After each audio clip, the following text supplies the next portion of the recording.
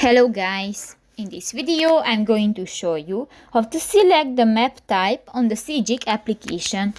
But first of all, I just want to mention, please don't forget to subscribe to our channel, because at 100,000 subscribers we are going to show you our YouTube revenue statistics and growth strategy, how to make money online. So let's jump into it. First of all, open the application on your device.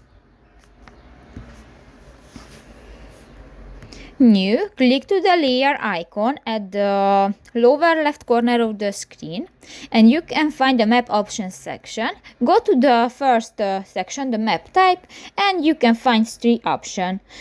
Two options, the default and the satellite. For example, new, I want to select the satellite and just click that and click to the OK button. So that's pretty much it for this video, guys. See you in the next one. Bye bye.